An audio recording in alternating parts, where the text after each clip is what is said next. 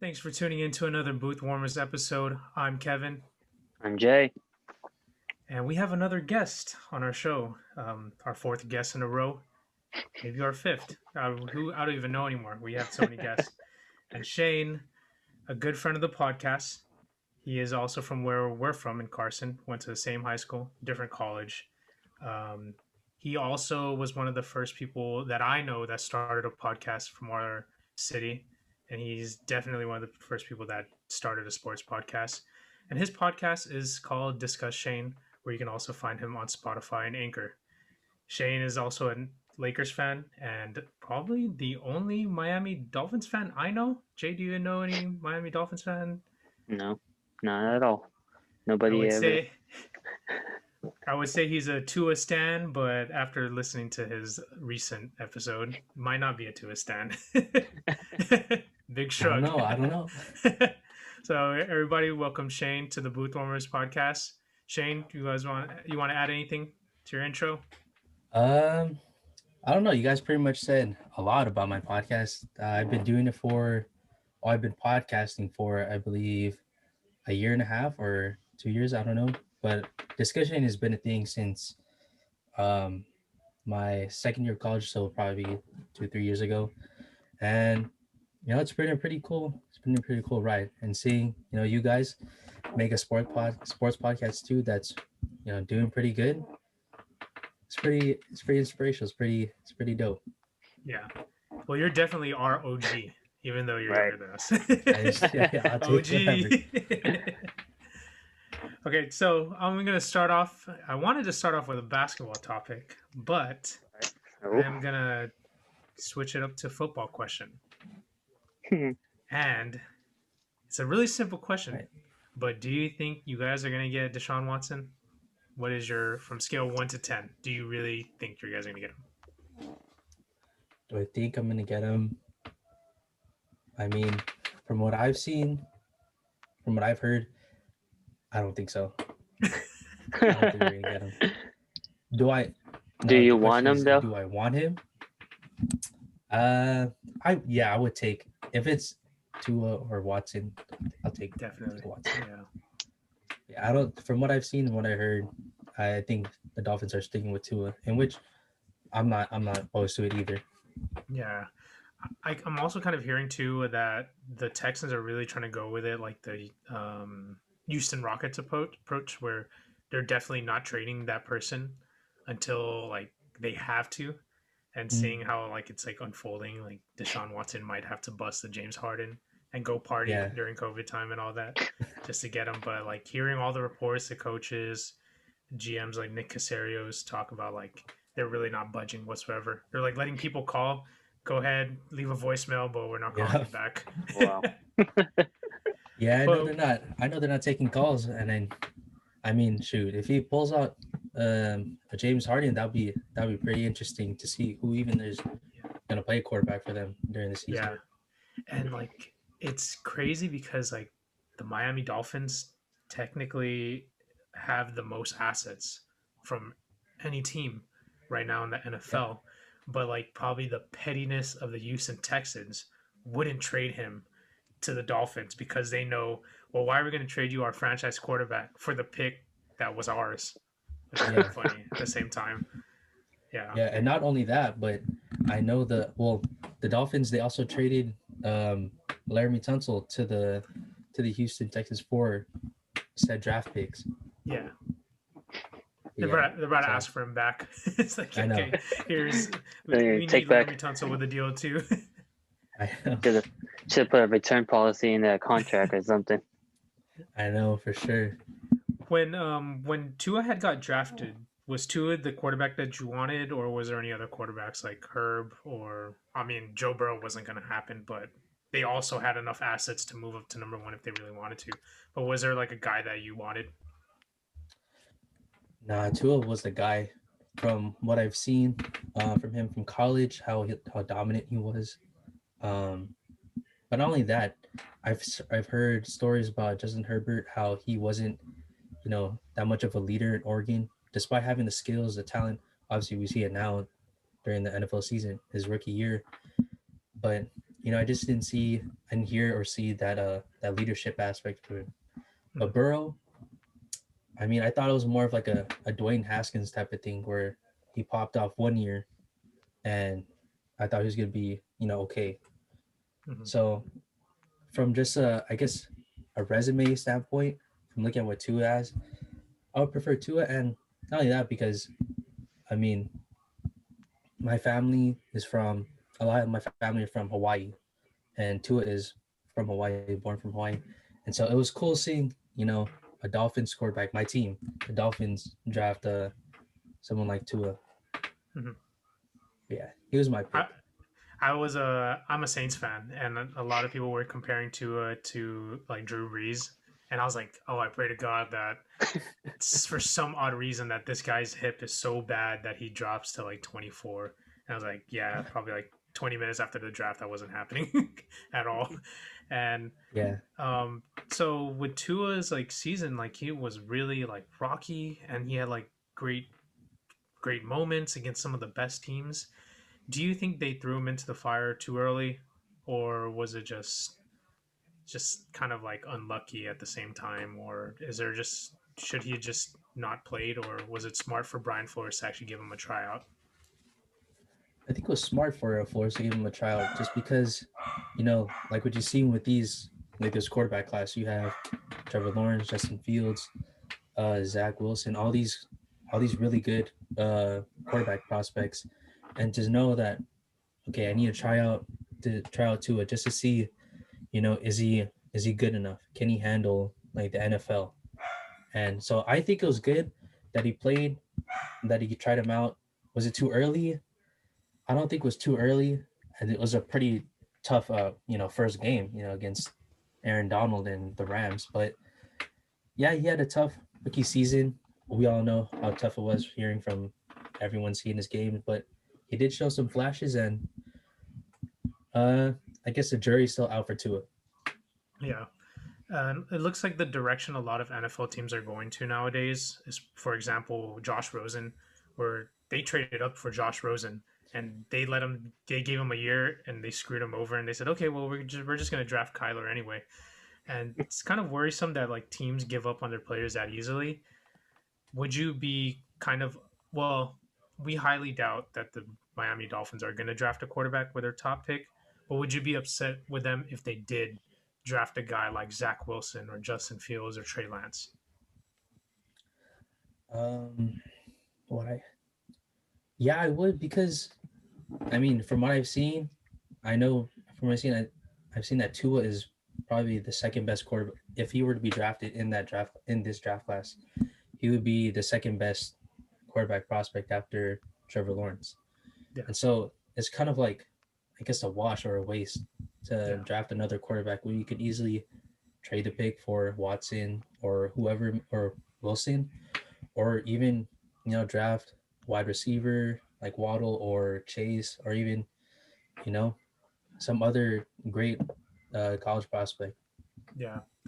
Yeah, I agree with you of like just giving up too early is just not really a smart thing because then you just wasted a pick and I feel like Yeah, the GM should be at fault at that. And like what we see like what happened with Draymond Green, like saying like how can we never hold GMs accountable and all that. yeah, It's like that's like the same thing with NFL. Like why do we never hold these guys that make these decisions accountable for what they do? And yeah, I definitely agree that it would be a waste if they do move on from Tua so fast.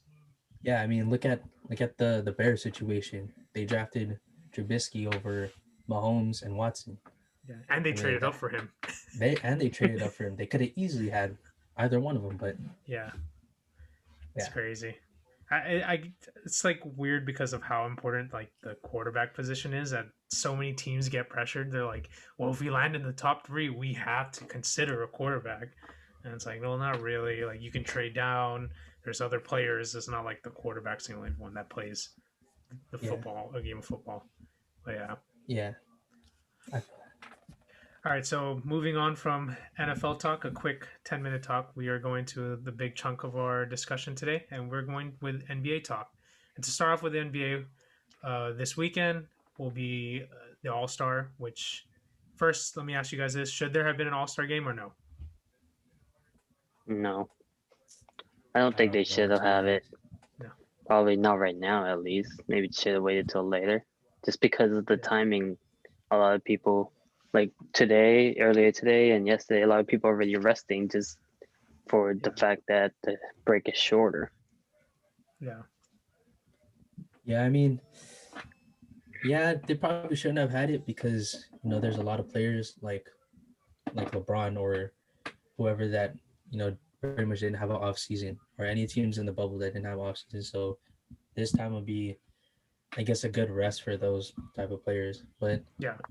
I mean, it'll be cool, like with the Rising Stars, how they picked their team or the players who would be selected for them and didn't Yeah. have a game. So I think that would have been fine. I saw this meme on Twitter of like, do you know that one famous GIF of like Russell Westbrook trying to like sneak a bite into like eating food? Yeah, yeah, yeah. And it was like, well, it was like me watching them pick the All Stars after I said that I think that they shouldn't have an All Star or All Star game. And I was just like, man, this is so me. I was watching it. So with this All Star team, with LeBron and KD leading the way, which team do you guys like more? Um, who would I like more? Without bias. Without bias. I mean, I can't pick LeBron now. No, But you still can if you want. Yeah, I just gotta uh, justify it. honestly, I don't know. It's tough because it doesn't. I seen someone that said in the comments of one of the NBA's posts that, man, why is LeBron's team always so overpowered or something like that. But when I looked at it, it looked pretty even to me, to be honest. But who would I pick? I just have to go with LeBron's team because one, KD and AD aren't playing, so those are two big players who aren't playing. So My justification for picking LeBron's team is that they just have so many like playmakers, and like the All Star game, there's no defense until the end. And it's yeah, like, well, LeBron's team has so much playmaking that they could easily be up by like 20 or 30 just off of playmaking. And then their bench has like a really good floor general in Chris Paul and yeah, a defensive player of the year in Ben Simmons, well, candidate. And I don't know, like I just see like the playmaking of his starting lineup, and I was like, dude, this is crazy. Like even though there's no defense, like I just don't know how you can just like stop them. yeah. But if they do the format like they did last year with the separate quarters and then go to a certain score, I mean, they could probably play as good defense probably third quarter at least. Yeah, Start from the third quarter, but yeah, their team, the Lakers, LeBron's team, LeBron's team has really good defense on it. They have LeBron who plays good defense when he wants to. He has Giannis, Gobert, and like you said, Ben Simmons, and Chris yeah. Paul is pretty good defense too. Paul George too. Paul George and Jalen Yeah, Brown. yeah. And like Steph Curry is actually a pretty good defender, like effort wise. Like Steph's not like a bad defender. Like the Yeah, effort that he puts on the defensive side is like always a positive. And I just think about like their closing lineup. Like let's say they take out Jokic and add a guy like Ben Simmons or Paul George, and they still have like 3, 4 playmakers on the court at one yeah, time. It's like crazy. It's like just thinking about it. yeah. Honestly, they can run a whole lineup where it's just a bunch of high IQ passers for their Yeah, whole starting line or for their whole like five. yeah. And I just want to go back to what you were saying about them saying that like LeBron always has like an overpowered team, but every All Star game is always close. Like if you see like the past few scores, it's always been really really close or ending to like the last 2 minutes. So it's Yeah, like I remember last year, everyone said Giannis' team was straight garbage, yeah, but it turned out to being like Yeah, it went down to the wire, like you yeah, said. yeah. Like Kyle Lowry was like making like clutch plays at the end. I was like, wait, Yeah, Kyle Lowry, like like out who's of this all guy? Who's people, this Kyle Lowry? like what's this guy doing here on the court? Yeah, Yeah, well, the I'm gonna have to all disagree with you guys. I think I'm going with the other team. really Yeah, I fake mean, I mean, fake just Laker fan, because, bro.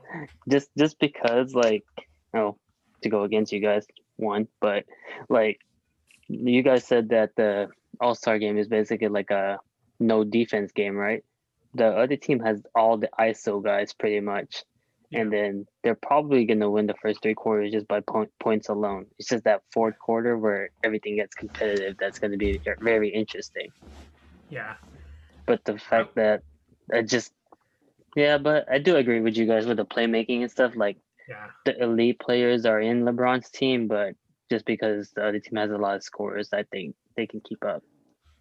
For me, it's the IQ. I think the IQ is the kicker. Like the fact that LeBron's team is just all high IQ guys that most likely they won't make errors by the way they play. Like that's so crucial, and it's like it blows my mind because they have like a threat on all.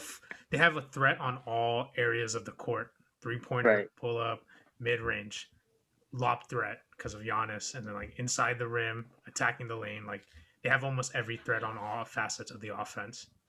Yeah. And go ahead. Oh, no, you're the guest. I mean, hey, it doesn't matter. But I was just gonna say, like, even though they have all those ISO players, like they have Harden, they have Kyrie. Who else do they have? Do they have Beal on their team too? They have Beal, Levine, D-Book.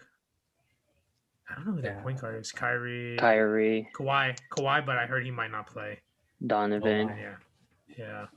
So basically, they have all the 2 guards and all the Tatum. combo guards. Yeah.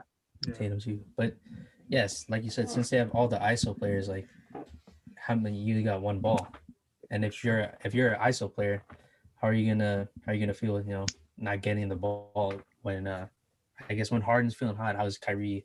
I mean, he already knows how it feels already on the Nets, but how's like Tatum, Levine, or whoever gonna feel when they don't get the ball?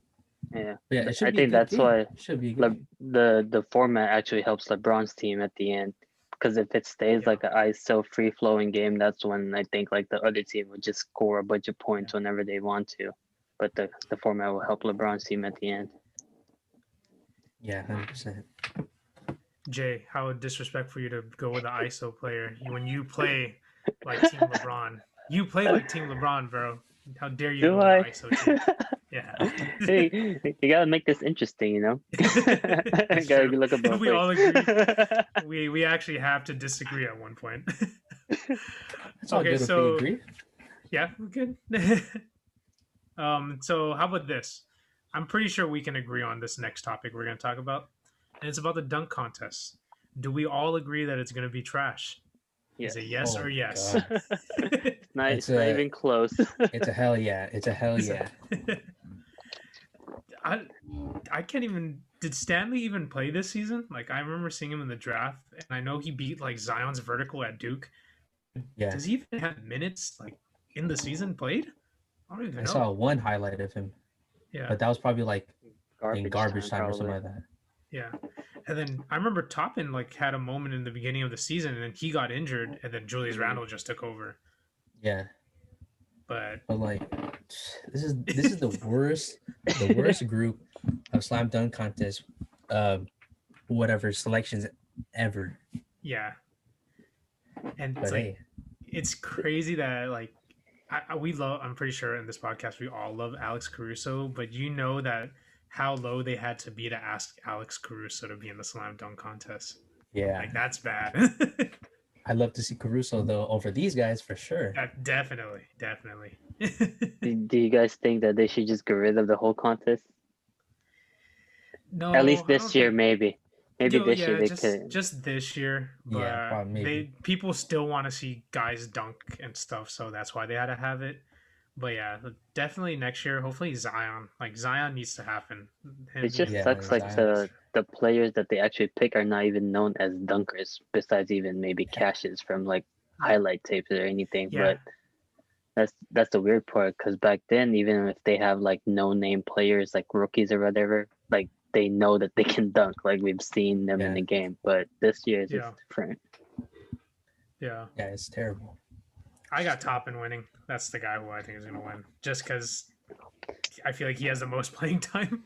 Like, and I've seen him like dunk the ball in an NBA game. So I feel like I've never seen Anthony Simons like actually poster a guy. Yeah, when they said Anthony Simons, I was like, "Isn't this guy a 3-point shooter?" Yeah. It's like, isn't hey, Buddy 19? Hield, can you play in the dunk contest, Buddy Hield? What do you? What is this? Clay Thompson. He just Clay dunked this real quick. Hey, Cassius got some fresh legs though, so he'll be jumping all over the place. Literally, he comes with fresh legs. Well, at least the 3-point contest was like the polar opposite because the 3-point contest, the cast for that is crazy. I think that's like one of the best. You think so? Like 3-point. I like it a lot. To me, well, that's true because I think was it last year or 2 Last years year ago? was pretty good. What was the one that had Clay and Steph? 2 years ago. Wasn't there like one 2 years 2 ago? years ago. And like everybody Yeah. thought that was like a crazy team. I don't know. I feel like every time I see Steph, I'm just like, oh, this is great. Just like it's Steph. Yeah, but I think it's just it's only Steph.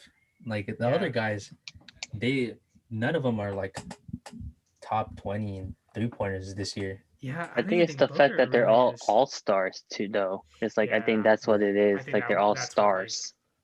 Yeah. Well, they should have did that with the dunk contest then. Yeah. They're the all stars instead of all bench warmers. The stars don't want to do it. This all went downhill after they screwed over Aaron Gordon twice. Yeah. Because that was just like, yo, he should have been a 2-time champion. No disrespect to Levine and Derek Jones Jr., right? Yeah, Derek Jones. Yeah. But it's Wade's fault. Yeah, Wade's it definitely is Wade's fault. It's crazy. I'm pretty sure Steph's winning, especially if it's an empty crowd, right? I mean, I don't think there's gonna be any fans. Family, that's it. Yeah, but everybody else is gonna be at the strip clubs in Atlanta, so that's where it's gonna be all busy at. But yeah, I got Steph. Who do you guys got? Steph. I mean, who else is gonna beat him? To be honest, Lillard said he's not going in anymore, so there's really no competition. Maybe Booker. Yeah, Booker got like a He did win that 1 year. Yeah, he did. And Steph's been like what, 1 out of 4? Yeah, he actually hasn't won that many times. Yeah, Didn't he lose to? He lost to Clay one time. Yeah. Didn't he lose to his own brother? I don't know if they were in a 3-point time. No. Seth? I don't think Seth was in one. Oh, okay. Yeah. He lost last year. Did he? Seth did. I think he did. Yeah. But he was in like 2 years ago, and he just shot bad. I don't even think he passed the first round like the last time he was in there. I don't know why like this is coming up in my mind, but Joe Harris won, or am I tripping? Mm-hmm. He did. Did he win last year?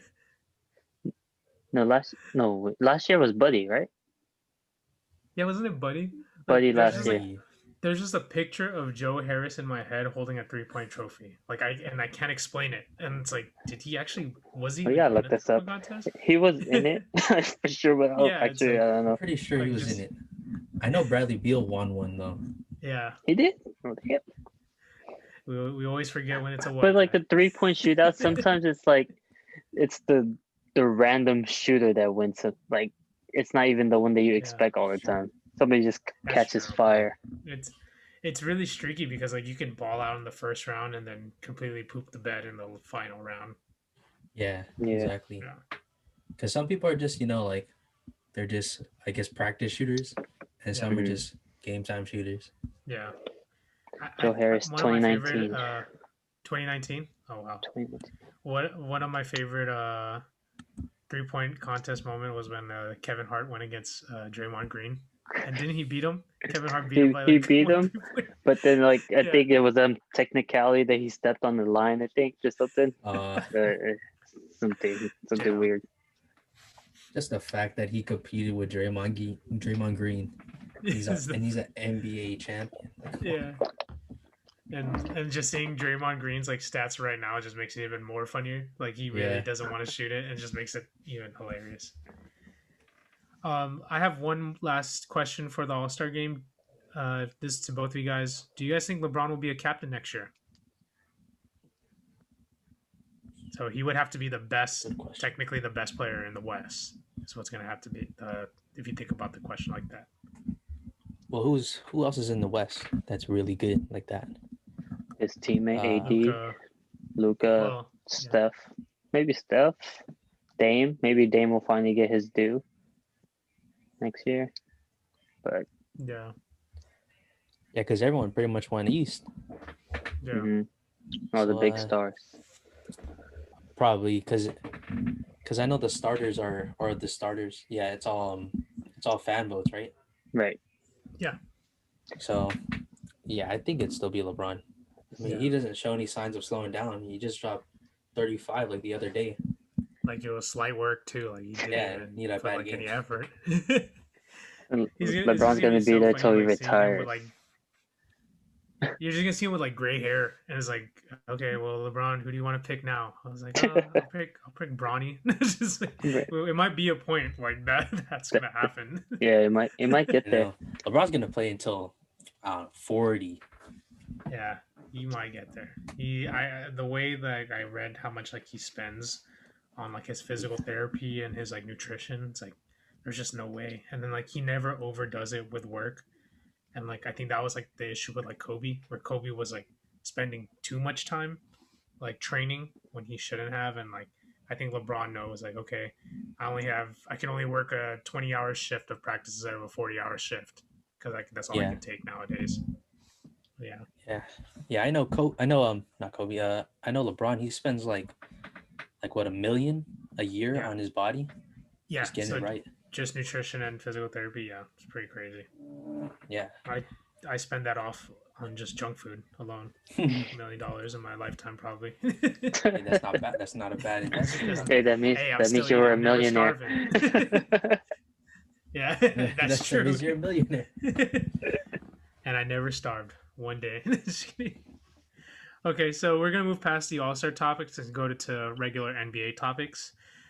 One of the biggest news right now is NBA refereeing, and with NBA refs, there's prime examples of Devin Booker getting ejected because he did a chest pass, perfect chest pass that didn't get stolen by another ref, and Montrezl Harrell also getting a technical for screaming and one.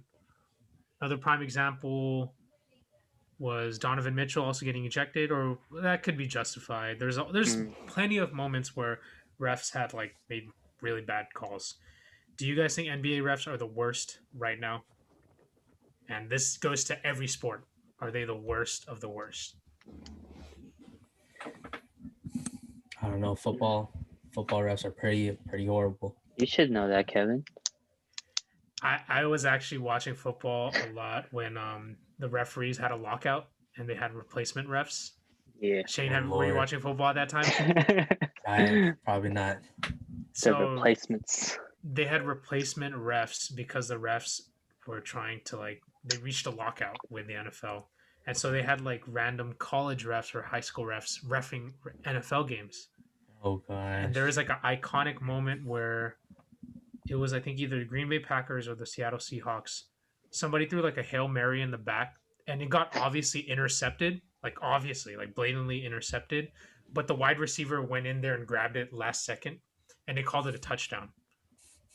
And that's what the replacement refs and they said after that moment in NFL they reached an agreement with the actual refs because everybody was like, I'm threatening to like never watch NFL ever again because of what just happened. Please, I'm begging you. Yeah. I can't have these guys anymore. Yeah. But it's just funny because the NBA refs do look really bad, but NFL refs are just one call. No. Like specifically in the NFL, if they make one big call, it completely changes the game. The whole game. Yeah. But yeah, I'd probably say NFL refs are.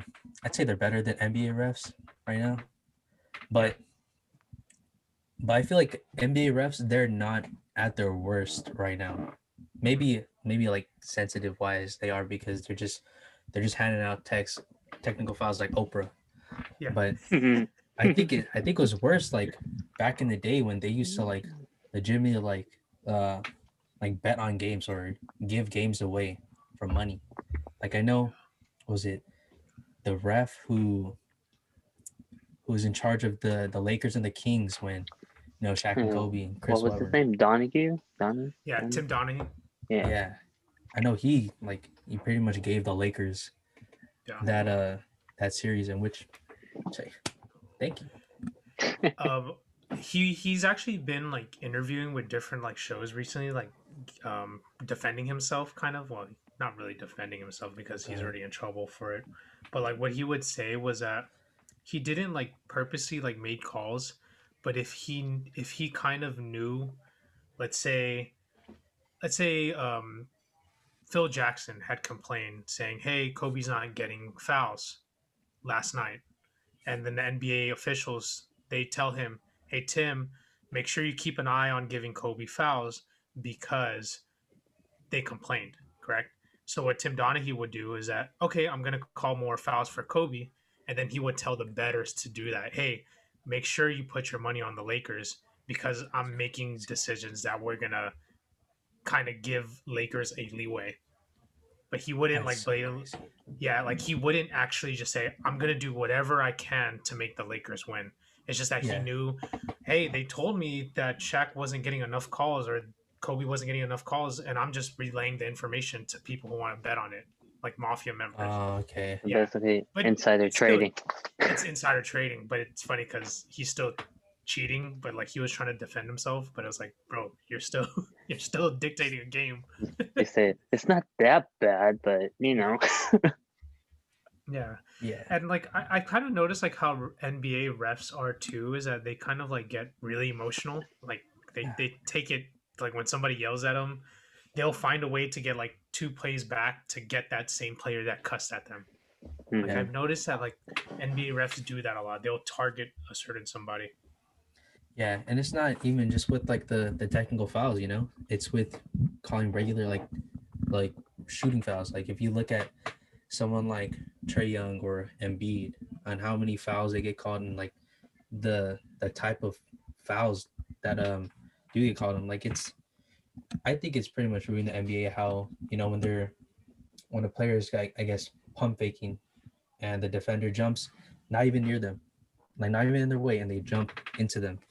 It's just I think it's ruining the NBA. Yeah. Yeah, it's caused like the way the NBA style is has caused like a lot of like different twist to like the rule book. Like you know about like the gather dribble and all that, Yeah. and like it's like technically they're right, but technically they're wrong, so we don't know. So we're just either gonna call it or whatever, and like that's has caused in so many like rifts for like how the NBA should be called. Yeah, 100%. Like I just saw on Twitter looking, you know, just to look at more refs and just how their mistakes and all that. And I saw on the refs Twitter account, it said like this is a gather step. This is the illegal gather step. And it was a Luca. And Luca's known for his step back threes, and he was doing one, and it was like back then that would have been for sure called a travel. Mhm. But now there's a gather step. I didn't or a zero step. I didn't even know that's the actual thing. Yeah, What and, is and a I zero feel step? and I feel like I was robbed. Like I was like, man, I used to do those gather steps playing hoops, and these refs were calling on me. That's unfair. Like those up and under I used to do, like travel. Like now they're like lifting both of the feet at the same time. Like it's Yeah. not travel at all. Yeah, like What a trips hop me step is out, now like a. Oh yeah, go ahead. what trips me out is like when Giannis catches the ball and he just does a Oh my 1-2. gosh. Before they would like travel it, like travel right away, like right when he takes Yeah. that step. But now it's like, oh, that's just a 1-2. But you know, Yeah. But it's like weird Yeah, because it really does like mess with your head, like the speed of the game. Like it really looks like it's not a travel, but it equally looks like it is a travel. And like it's like, yeah, damn, I don't know what it is. It's like weird. yeah. Like for Giannis, like how like we get it, like that he's like 7 foot 12, but how's he gonna take one dribble from half court and make it an easy dunk? Yeah. You know, like come on, dude. Like like physics wise it just messes with you. It's like, wait, that doesn't make sense. But then it does make sense because he's so freaking long. Exactly. Like it. Yeah. I don't know. Ref is Yeah. something else. Yeah, especially NBA refs. I feel like since they have to constantly like be on the watch, like with everything, Yeah, it's because they have three, and NFL has like five or six. I think. One, two.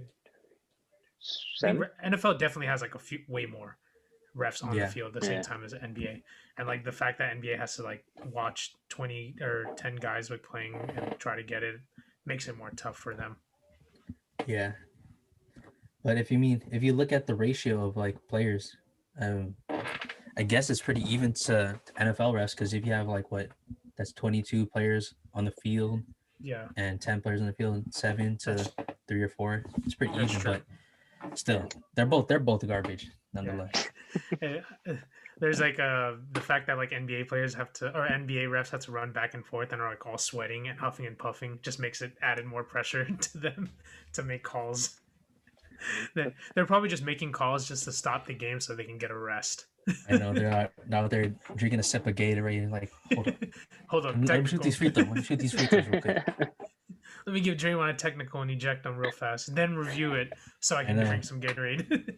I know reviews take like 5 minutes for Yeah, like a simple review. Like, come on, dude, let's get it That's over like with. that's like 10 timeouts. yeah. Exactly, it's unnecessary.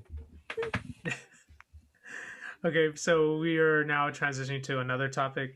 This is going to be talking about the best teams in the West. So a few teams in the West that we're going to talk about. Starting off, we're going to talk about the Jazz and the Suns, who have been playing, if not one of the best basketballs right now in the league, other than the Nets. Jay and I are tired of talking about the Nets because we talk about them every week or every episode. So we're going to move on to talking about the Jazz and the Suns.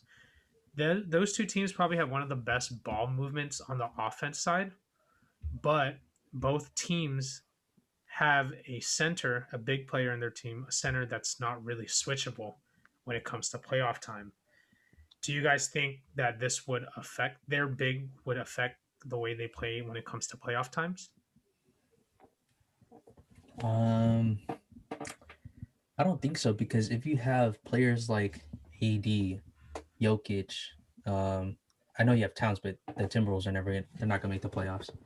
But if you have bigs like those in the West, you're gonna need a big man to at least try to stop them.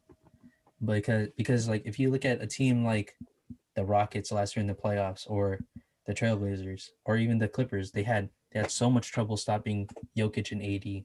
So with players like Gobert or Aiden, who's decent at defense, he's not the greatest, but he's not the worst. But just having a big body there in the paint just to at least occupy them, it helps. It doesn't help that much because they're great offensive players nonetheless, but it still helps. Yeah, Jade, what do you think? It probably depends on the matchup. I mean, who like if you think about it, like if they match up with another team that has a big, then it shouldn't be a problem, right? Like if they match up with like a Denver, or like if they match up against each other, then it shouldn't be a problem because it's just like a wash. But then if they end up playing someone that's like a small ball lineup, let's say Golden State, or like even the Lakers can go small ball with AD, then that will be a problem.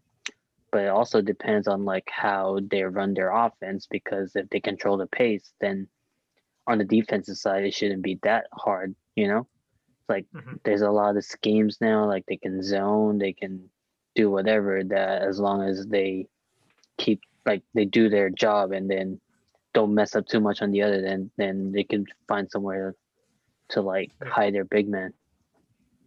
yeah. Yeah, I would say knowing that the four other guys on that starting lineup are switchable and are at least above average defenders makes it way easier to keep that fifth guy in it. And it's not like Rudy Gobert and Aiden is like Lou Will. Like what happened with like the Clippers when they would leave like Lou Will or Trez yeah, on the Mm-hmm. court, even though they had four elite defenders around those one of those guys. Like everybody would just headhunt. Who's like, okay, yeah, where's Lou Will at? I'm tell him to switch onto me, and they would score all the time. And it's not like Rudy Gobert's like that. Like, who's really gonna say, give me give me Rudy Gobert who's 7'3" out to the 3-point line? He has good enough feet to still yeah, contest. It's not like Catch Lou up. Will. Yeah, it's not yeah, like Lou Will. So I'm not too worried at all. There's the way they play, especially with Gobert and Aiden, it's like it's not like you're asking them to score all the time. You're really yeah, just there just to protect the rim, and that's how the Suns are too. It's like we're going into a more ball movement centric offense where we don't need you to exert all your energy on offense. Just be there on defense. We got the rest. yeah. Their starting lineups are very similar. Like, I guess position wise, like you have a four who could play either front court position, Jay Crowder, Bogdanovich, or even Ingles. They can play either one, and you have like a defensive, their defensive ace. Point guard. Bridges. Yeah, Conley. yeah. They're point guards too. Conley, Chris Paul, Bridges, Yeah. Royce O'Neal, Yeah. and Devin Booker. He's not that bad on defense. He's 6'6", a good height for a shooting guard. Yeah. And Mitchell's obviously like he's a pretty good defender. Yeah. But yeah, like you said, they're switchable, and just depends. It just depends on the matchup. Yeah. One last question about these two teams. This week can just be a short answer from both of you guys. Will one of them be in the Western Conference Finals? I don't think so. These would be Clippers, Lakers, if anything. Yeah, or even the Nuggets. The Nuggets still are good. Interesting. That guy's been struggling lately, though. MPJ. Yeah, but MPJ is getting better. He's getting healthier. And their team is still pretty deep, even though they don't have Grant anymore. But I mean, I don't know. I don't think they have enough playoff experience on either sides. Yes, the Jazz have Mike Conley. They have in the Suns they have Chris Paul, but I mean at the end of the day their main shot maker in Donovan Mitchell and Devin Booker, or do they have enough of that I wouldn't say guts, but do they still have that the ability to take over in not just a close regular season game but a close playoff game 7, series on the line? Do they have that? I don't know at this point. But hey, if they make it to it, that'll be pretty exciting. I still think they'll get bounced by the Lakers, but doesn't really matter. Clippers too. I think the Jazz lost twice to the Clippers already, convincingly. Really? Yeah, if I remember, even though they're the number one team. Yeah. It's all about the matchups. Yeah, but if you were to pick from those two teams, though, who do you think has a better chance to actually make it? Let's say the matchup, like let's say one side would be like Lakers Clippers second round, right? And then the other side will be Jazz and Suns. Like who would move on? Something about Chris Paul and Devin Booker kind of scares me more. So I'm gonna go Suns. I feel like I don't know. Like I think Chris Paul is kind of like playoff Rondo. Like when it comes to playoff time, even though his resume says that he loses a lot in the playoffs, he has played like point God mode every playoff series that he's been in. Yeah. I think I have to go with the Jazz, to be honest, because even though the Suns they have Chris Paul, the Jazz I think overall they have more experience, more chemistry together, and they know how to win those big games. Like they went to the 7 games with the Nuggets, and if Donovan Mitchell made that last second shot, they would have been against the Clippers. So I think the Jazz they just have more experience, more chemistry. Yeah. But yeah. Okay, moving on to the next topic. One of the bigger stories in the NBA is the takeover of LaMelo Ball, and a lot of scrutiny was brought upon LaMelo Ball when he has been coming up since he joined the NBA. I just wanted to ask you guys, what's your guys' initial reactions to Lonzo and LaMelo? So, like, let's say when Lonzo started, what was your reaction to then? And when you first heard about LaMelo, did you really think he was going to be like a player that he is now? So, 2-part question. Obviously, as a Laker fan, I thought Lonzo would be incredible. I thought it'd be great, especially how he was as a player and with the squad the Lakers had. They had Brandon Ingram. I think they had Julius Randle, right? I think, but they had a bunch of shot makers. So I thought, someone who's a great defender, a great passer, and a floor general. I thought he'd be pretty good fit. Obviously, it didn't turn out that way, but with LaMelo, I was pretty skeptical because of what I know from Lonzo and how hyped up he was and how I wouldn't say a bust he is right now, but how he didn't live up to the expectations. So I was pretty I was pretty iffy on LaMelo, but shoot, he for sure shocked me and shocked everyone else. Definitely. Jay, Yeah. what's your opinion on the Ball Uh, family? well, for Lamelo, like I knew that he was gonna be good offensively at least, like scoring wise. Like we know that how the NBA is free flowing, like everyone's gonna get their shots no matter what. But what I'm surprised with him is that his playmaking skills actually translated well. You know, like when he was in high school, like he wasn't really the point guard till I mean his brother left, but then at that time, like he was the guy, he was the only guy. So and then when he went to overseas, like it's not much that we can base it on because its competition is different. So it's different too. Like in the NBA, like the playmaking was very surprising to me, and with Lonzo, like I think it was like just too much hype that we were all disappointed of the result, but he still turned out as a decent player. I don't know about the number two pick, but I think that's what disappointing that we could have had somebody else. Yeah, that I feel that's like a big kicker too. Like knowing you see Tatum in them, you're just like pain, Will Smith pain. Like I know. yeah. I know my dad, he always reminds me, he's like, man, could have had Tatum. I'm like, all right, all right. Yeah. All right. If we didn't have Lonzo, Yeah. we wouldn't have AD. Yeah. That's what I think about it. Because yeah, I think Tatum still would have got traded for AD either way. Yeah. Oh yeah, And that's true. when I always like follow Laker drafts and all that, and I know that the Lakers they really loved De'Aaron Fox, and this player is really funny because he sucks, but he's actually been playing really well for the Pistons. Josh Jackson. They actually wanted those two before Tatum, and like that's Wow. if you saw the workouts, Tatum didn't even go to a Laker workout because they didn't even Oh ask him to really? be at the Laker workout. Yeah, like you can find I think pictures of Josh Jackson in a Laker jersey, a practice jersey, same with De'Aaron Fox. Because I remember those Yeah. were the three guys. It was Lonzo, De'Aaron, and then Josh Jackson. Yeah, I think I remember De'Aaron Fox, but I don't remember Josh Jackson though. That's pretty interesting. Yeah, they wanted to pair Josh Jackson with Brandon Ingram because I think Interesting. Josh Jackson could have played shooting guard, and they thought like Yeah. Tatum he's a three, and it's like well we can't have Ingram at the two, and that's what like Yeah. was like the whole twist with it. Yeah, but my opinion on this topic was Lonzo. It's kind of ironic that if you saw how Lonzo played in UCLA, he plays with the same swagger that LaMelo plays with currently. Yeah. So that's why like you would think like, oh man, he looks really good. And if you saw the way LaMelo played before he went to the NBA, he's playing so reckless. He's getting into fights. He's like having a bad attitude, right? And it's like, damn, it's like it's funny how they kind of like switch. Like Lonzo isn't Yeah. fighting anybody, but like their confidence or how big confidence is when it comes to hooping. That like Yeah. if you just are positive and just like optimistic and just having fun, your game is just like kind of like better. And Yeah.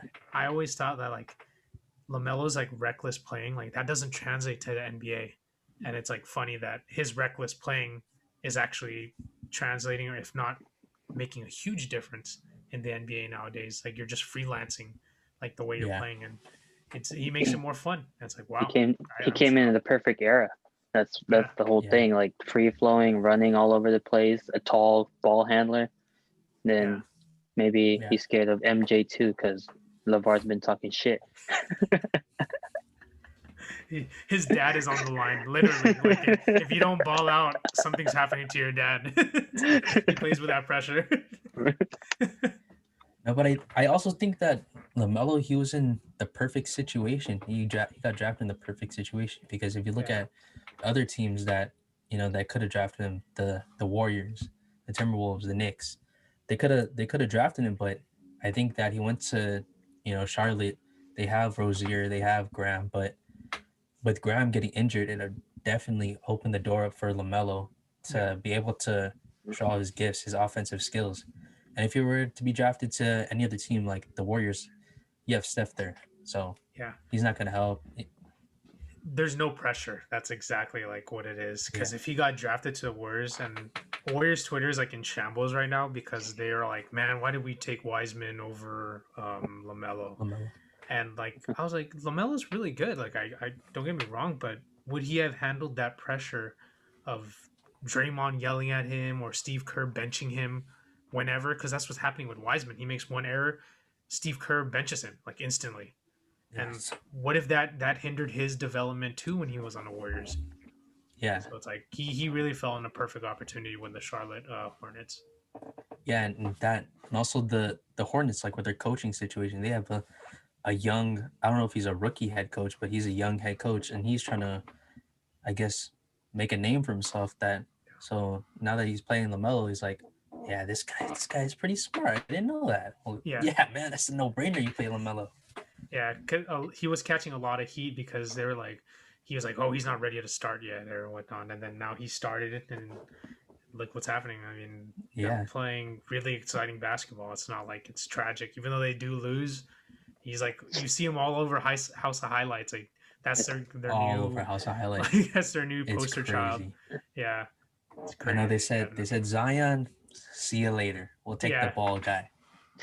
yeah, Hornets is fun to watch though, like especially with him and then and his connection Bridges with was Bridges.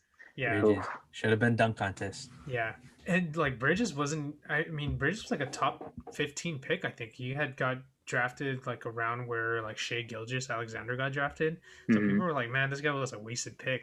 And I was like, Yeah, "Dude, even though he's not like a 25 points per game scorer, it's like he they're makes the exciting. team fun. Even though he's like he just does 3 dunks a game, it just makes it Yeah, way better." You guys know that you he's give like the me best oh free throw shooter in the NBA right now. No way, Bridges. really? He shoots like 95, 96% right now. Bridges. Miles or Miles Bridges. what the No way. fuck? I know he shoots like I know he shoots threes now, but I didn't know he Yeah, was he's like a shooter like that. he's the best in free throws, and his shot is not even like the Yeah, he has normal like a looking set shot. shot, right? It's like a Yeah, it's like a left-handed push shot. shot. Yeah, Yeah, that's funny. That's so crazy. That's he Yeah, should have been a dunk contest instead yeah, of he's a whoever. nasty in-game dunker too.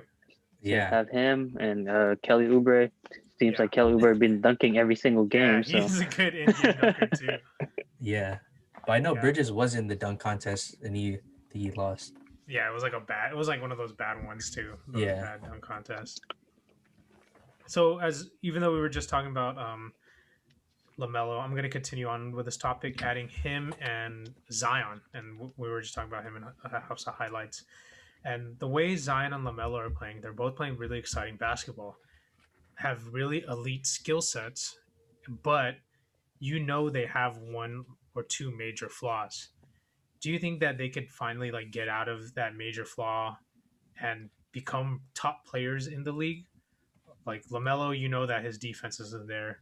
For Zion, you just know that his physicality or his conditioning isn't there, and his physicality could potentially decline at a fast rate because the way he's built.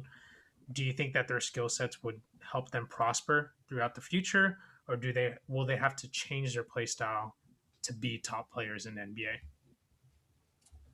Um, with Zion, I feel like with his physicality, I feel like I don't know if he's.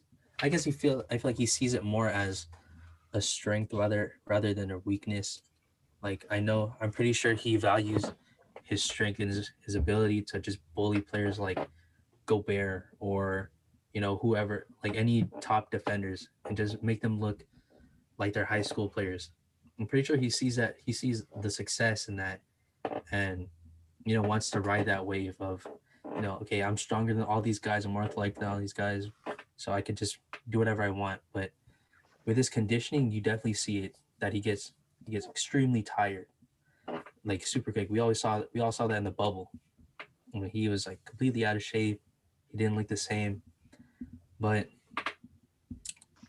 I think with Lamelo, his defense, I feel like he has more potential to what you call it, to be more of a star, or I guess be more balanced than Zion, Mm-hmm. because I'm pretty sure Lamelo sees his defense as a weakness, and he has the IQ to be I wouldn't say like a top defender, but if you look at James Harden, he led the league in steals last year.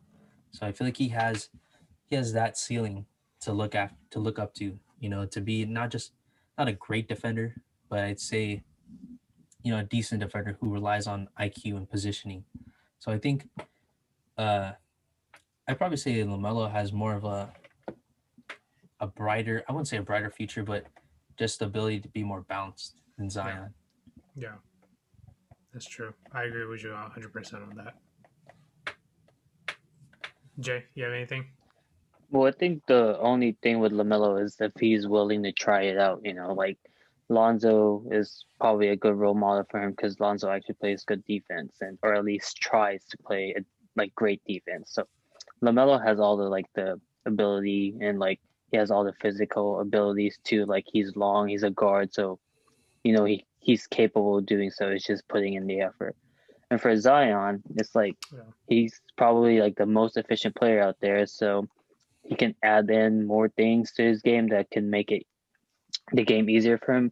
And what he also needs to do is hire whoever is feeding and training LeBron so he can lengthen his career.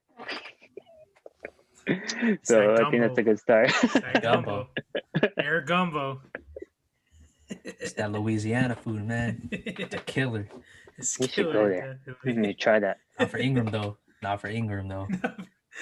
Ingram's metabolism got to slow down. That guy's metabolism just burns instantly, gets rid of like a pizza slice in like 2 minutes. I know. I need that. Dude, I need that metabolism. He's probably the exact opposite of Zion. Like they're all both ends of the spectrum. Yeah. Pretty much the complete opposite of him. Yeah. Skill-wise, physicals, and everything. Yeah. I remember watching that. I think they were still in high school, and like their high school game got like nationally televised, like on ESPN. And like we were watching, I was like, dude, it's crazy. Like I just remember a few years ago watching LaMelo and Zion play in high school, and it's like weird how they're just not only great NBA players, but they're like a billion times more richer than me, and I'm older than them. Yeah. It's like weird. I remember like their AAU matchup was the most hyped up thing ever. They had NBA players there, they had rappers there, and everything for an AAU game. Like, what? Yeah, it's so crazy. Yeah, man, it's like it's a weird time that like how we see it. Well, it makes you like see like how fast time goes, and like gives you like a midlife crisis. Like, damn, I just remember watching this kid on YouTube, and everybody was like, "Oh, he's gonna be a star," and then now he's an actual star in the NBA, and it's like, whoa, like mind blowing. Yeah, not too long ago, LaMelo dropped 92 points in a high school game. Yeah, it's wild. It's so crazy. Yeah, it was like I just want to know like how people felt. Well, I mean, we were like, I was only 8 years old when LeBron had joined the NBA, but like the hype of him, like I could just imagine because like, you never like heard of like, oh, who's this guy? There's no YouTube to see him. We can only see him through like if you have cable or a magazine. Yeah. It's like the wanting to know more about him just like makes it more popular rather than like LaMelo and Zion. You can just YouTube them. I think he was like the only high school player back then that would actually play in like college stadiums just because of like how much hype he was getting. Yeah, it's crazy, man. Real crazy. I know this is kind of off topic, but it was I feel like people see the same way with like Michael Jackson, how much popularity he had, and there was no YouTube, no Instagram, no nothing to make him, I guess, to increase his popularity. And he still is probably the most popular artist, not just in America, but internationally. Who knows how popular he could have been. Same with LeBron, you know, with how much hype that came with them without the internet. And I always like, I'm a big fan of like Michael Jackson because I grew up to like listening to him, but like I would watch like the concerts and like people are so shocked to see him. And like you see like the videos of like ambulance having to wheel people out because like they legit pass out. And it's like to us, like when we see like LeBron on TV, we're like not shocked because like we can see him on TV, but like Michael Jackson, you just see him like on his music videos and that's it. But then if you were to see him in person, you're just like, whoa, there's that guy. It's like, I know, it's wild. Like, that's God. Yeah. And I like know. now us. Have you guys seen that clip of Michael Jackson? It was at one of his concerts, and he's just standing there, like not doing Yeah. anything. He's just standing there for like 5 minutes, and people are just passing We out, just cheer. throwing bras, just Yeah, that is fainting. I've seen It's the that. craziest thing ever. Oh man, there's also like another good video of Michael Jackson, him buying like he goes to Vegas to like his favorite store, and it's like it's an antique store, and he's Oh just like wow. he's getting Saw that. interviewed, and he saw that, and he's like, oh, I have this in my other house, and he's like, oh, Michael, you said you have two of these. He's like, yeah, I have this in, what do you call it, ranch, and then my other house, and then he looked at the Dude. price tag, and it's like 50,000 for one. I was like, Oh my. whoa, like it's crazy. The That guy guy's, was on another level. yeah, another level. Like, dang. I wish there was like a goat discussion, but like a goat of all goats. Like, would you put Dude. Michael Jordan as the goat of all goats, or would you put Michael Jackson the goat of all goats, or all these other people? And it's like, The, it'd be a the crazy fact that topic to talk about. there's like two already MJs that Yeah, topic it's is like crazy. the greatest Three, initials if of you all were to time. say Magic Johnson. It's true, and he changed the game too. It's like, wow, dang. MJ. They shouldn't have goat topics of just like a certain sport. They should MJ. have goat topics of everything and everything. Like, Everything, dang. dude. That'd be crazy. That'd be never ending. Yeah, definitely. Yeah, Yeah, now I want to talk about it, but I know we still have one more topic to go, so I have we to move got on from this. we got an episode idea. All right, so we sort of surpassed our time limit, but we can't finish this podcast without talking about our favorite team, and it's the Los Angeles Lakers. So this is a really quick question for the Lakers. So they have been having like a little bit of woe, like a little struggle and woes, but it's kind of like a factor of multiple things. Do you think their struggles is due to injuries, coaching, or lack of chemistry? I feel like the least one of that is coaching. We all know Vogel's a really good coach. Great coach, I don't know, but he's a really good coach. He like pretty much coached the Lakers to win the championship. So I don't think coaching is one of their problems, but injuries, that's definitely a thing, because you have AD who's been out for weeks. You have LeBron who just missed a game, but I'm pretty sure he's gonna rest a bunch during like the latter end of the season. Kuz missed a game or two. Schroeder's missed a handful of games. Same with Marcus All. So Caruso that so too. that yeah, so that ties into chemistry. You know, if they don't, same with like with the Clippers last year. I'm not saying the Lakers are the Clippers of last year, but you know, all those injuries, you need your players to play in order to gain chemistry. So I think it all stems from injuries, because Yeah. when the Lakers were all healthy, they were number one in the West, no doubts, no ifs and buts.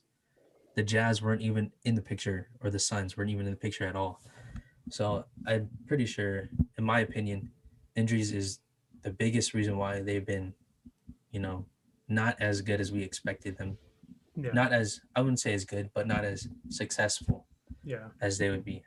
Yeah, because like a lot of people were saying, it's like, well, if AD needed to take a rest, the Lakers are so deep that they should still win games. So that's why I kind of like threw coaching in there, because like, well, if you look at their team, they are the deepest, and it's like, what's their problem? Is it the coaching? So well, that was one of the things that I tossed in there, but I also think it's injuries. Simple as that. Like you don't expect injuries. Like it happens and it messes up everything.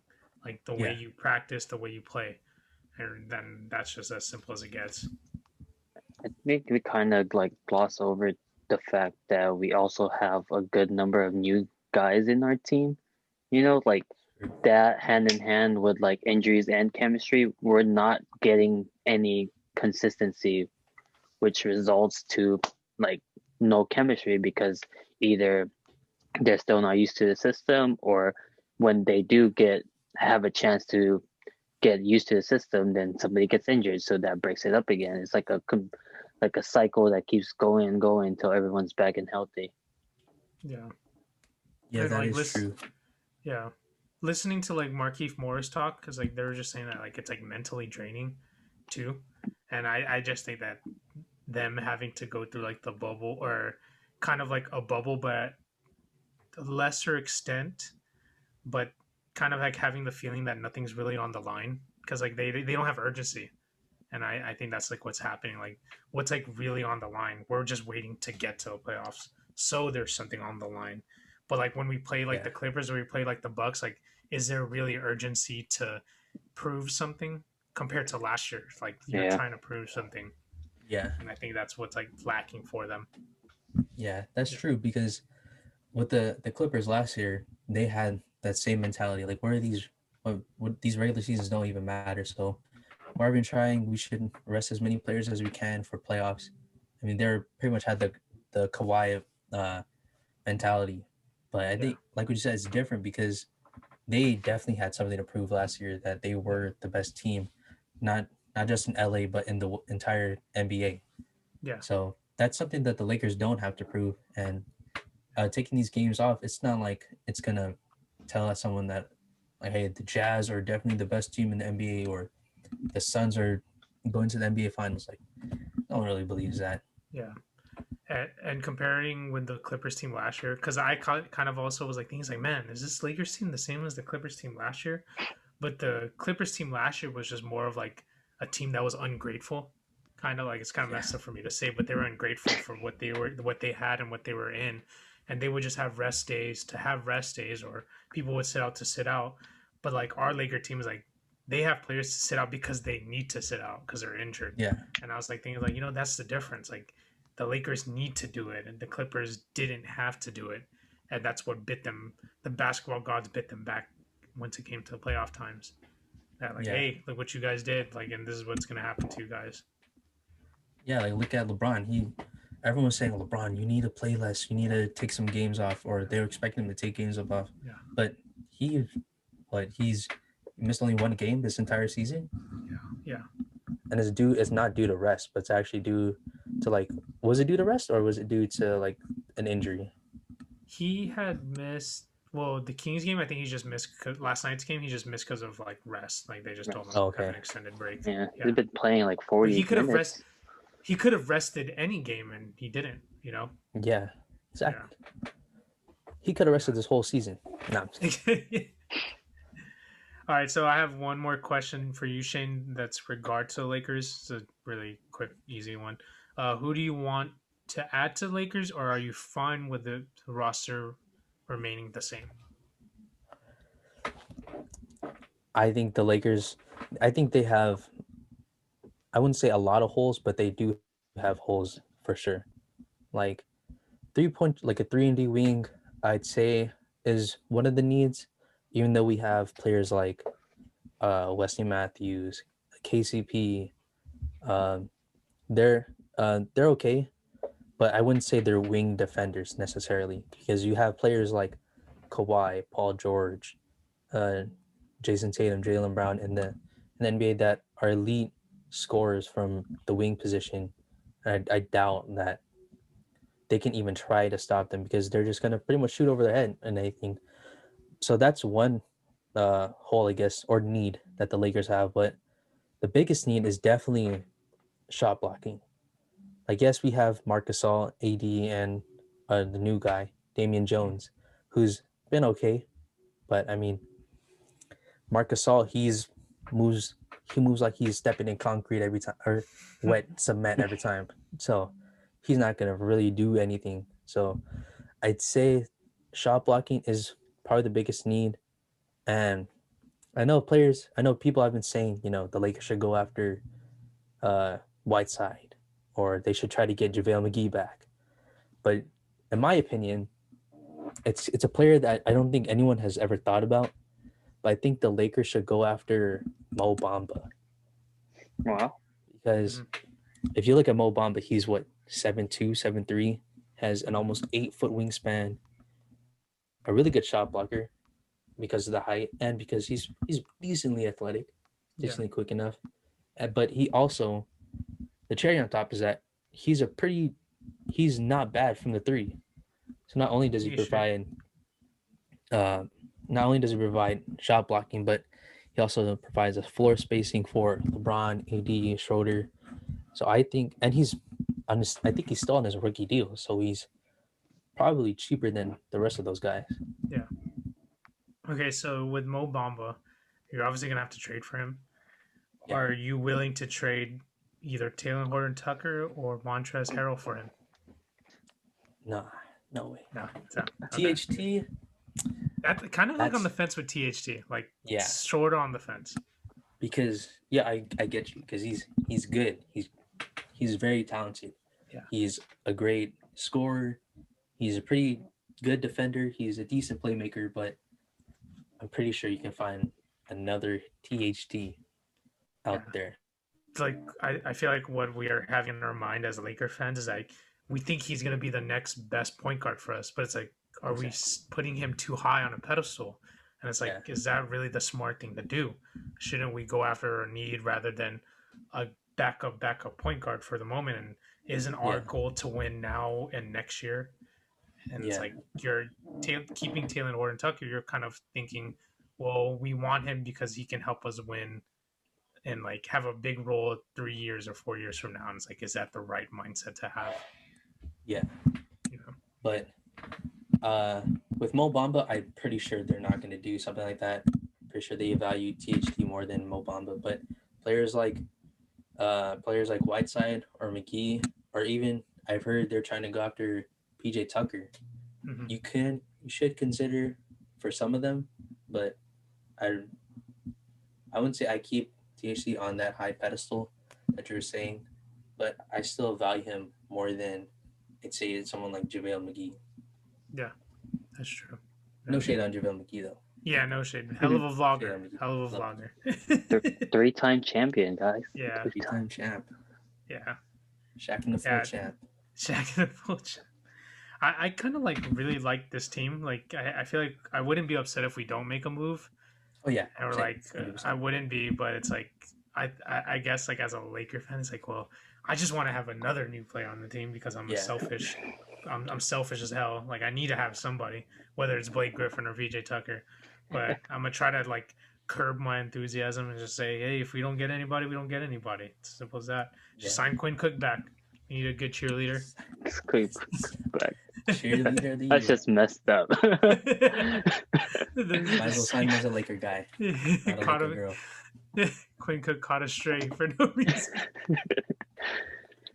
No, if you see Quinn Cook, if you see him in any picture or just in the game, he's always next to LeBron. Yeah. AD. He's always next, or when he was on the Warriors, always next to Curry. Yeah, he's always next to Curry and Clay. He knows where to be at. Yeah, he be gassing. He's the first guy that leaves the court to like say what's up, like oh hell of a three or whatever. The first dude. Like, I'm like, get this guy out of here, man. I'd rather have Dudley. Yeah. Dudley was like making plays too. Like it's funny. Like even though he had like 0 points, like dude, this guy really had like 3 steals each game. Yeah. Like, did you guys see that clip where he got a steal on De'Aaron Fox and he led the fast break? Yeah. Well, fast break. Fast break. I don't know that. Semi break. I saw this meme and it was Jared Dudley after playing 2 games and it was Jimmy Butler bent over. Yeah. And that Miami Heat went. I was crying, bro. The funniest. And I think he quoted the tweet and just was like laughing too. Yeah.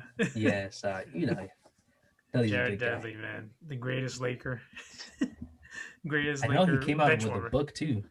Yeah, he came out with a book. He said it's like PG. Yeah, he had like marketed it like really well. Like I guess there was like a banner, like digital billboard on like Times Square in New York that has his book. Yeah, and like if you go on like on Amazon, it's only like 35 pages or like 40 pages. Dude, that's a children's book. Yeah, I was like, yo, this man really put a book that we had to read for college for one night of an assignment. It's a 40-page book. Amazing. Yeah. Okay, so this wraps up our episode of Booth Warmers. Shane, do you have anything else you have to say or you want to promote? Check out this episode, guys. Check out this episode. It's a pretty good one. But yeah, check out Booth Warmers podcast, Spotify, Anchor, Instagram, Twitter. But also check out the guy. Check out Discuss Shane. You know, on Instagram, like we mentioned, Instagram, Spotify, Anchor, everywhere you can find podcasts. But yeah, thank you guys for letting me be on the podcast. It was pretty fun. I liked it. Yeah, definitely. We appreciate you having you. Definitely OG. I mean, let me throw in that OG. Thanks, young fella. Thanks, young. Thanks, young fella. Yeah. So everybody, check out Discuss Shane. I'll put the links and a picture of his profile onto the Instagram post that you see on Booth Warmers. You're gonna click. I don't even know what direction you're gonna click. Just click it. Click somewhere. Just find somewhere. Shut up. I'll leave the link in the Instagram post. But yeah, thank you, Shane, for having us. Or having us. What the heck? You're welcome. You're welcome. Thank you, Shane, for coming to our podcast. My bad. The OG, that's why. We're collabing with you. I had to refer to him. That's King right there. I had to refer to him like that. No, we're all the Kings. Yes, sir. Exactly. All right, except the Sacramento Kings. We're not that. Those guys. Queens. They're queens. Yeah, Queens, 100%. How are they the only team not in the playoffs in the Pacific Division? How dare they? I know they haven't made the playoffs in like 15, 14 years. Something like that. Since they got cheated by Tim Donaghy. That's what they get. That's what they get. Definitely. All right, thank you guys. Thanks for tuning in. There's our buddy Shane. I'm Kevin. I'm Jay. You guys have a good night, all right? Thank you. Bye.